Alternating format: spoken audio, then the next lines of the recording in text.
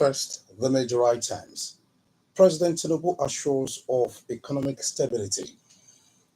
Ogun State Legislature is advocating a cleaner environment.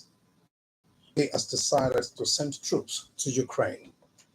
President Bola Tinubu says the economy is responding positively to the stimulus engineered by the ongoing reforms. He also assured that Nigerians will soon begin to reap their benefits. The president did this while presenting the 2025 budget estimate of 49.7 trillion naira to a joint National Assembly session.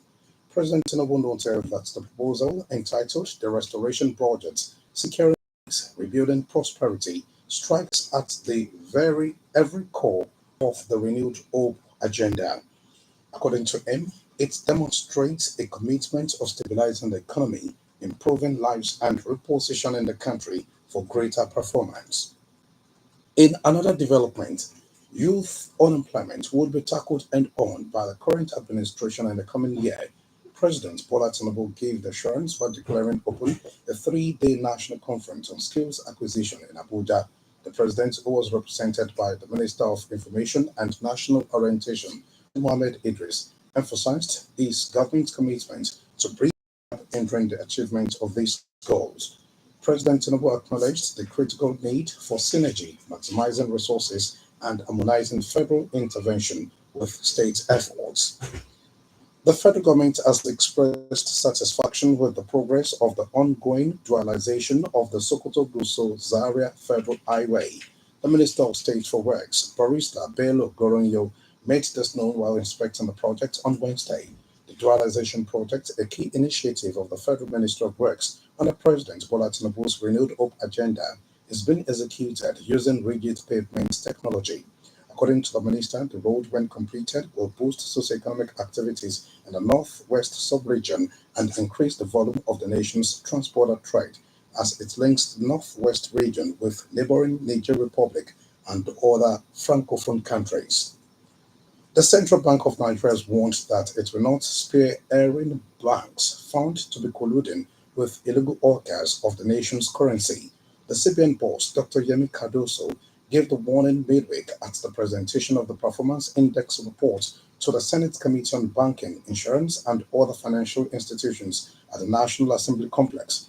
He emphasized that the Apex Bank will not hesitate to enforce the new policy of imposing a fine of 150 million naira branch of a bank caught engaging in the illegal distribution of new naira notes to currency orcas and unscrupulous elements. On the state of the economy, Dr. Cardoso said that the nation's current external reserves, estimated at $42.01 billion, were sufficient to finance the importation of goods and services for more than 9 months.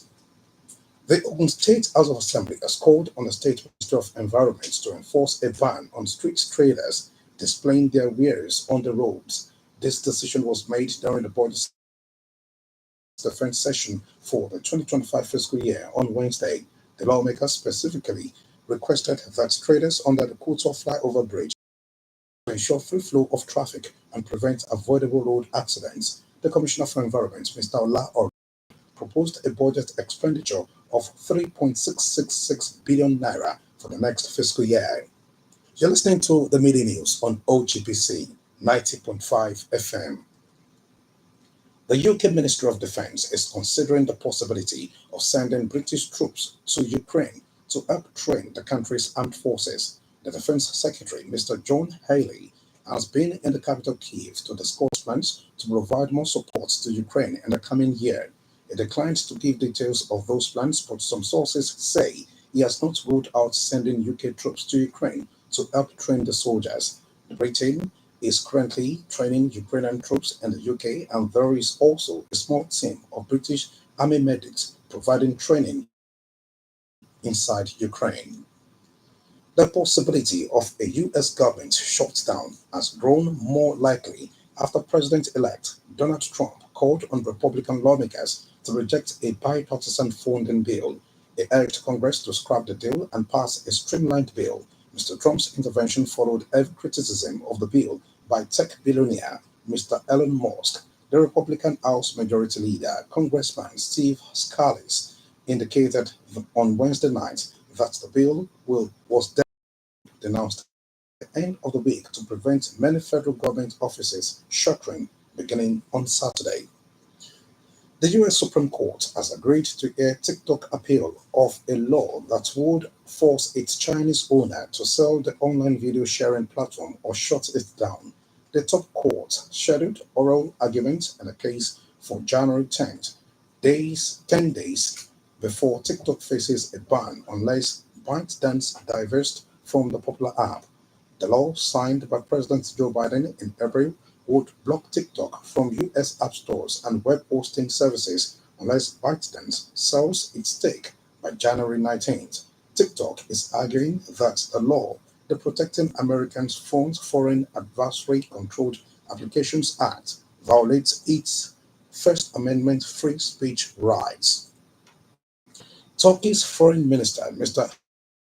Hakan Fidan, has denied a claim by incoming United States President Mr. Donald Trump that the toppling of Syrian leader Mr. al-Bashir al-Assad was an unfriendly takeover by Turkey.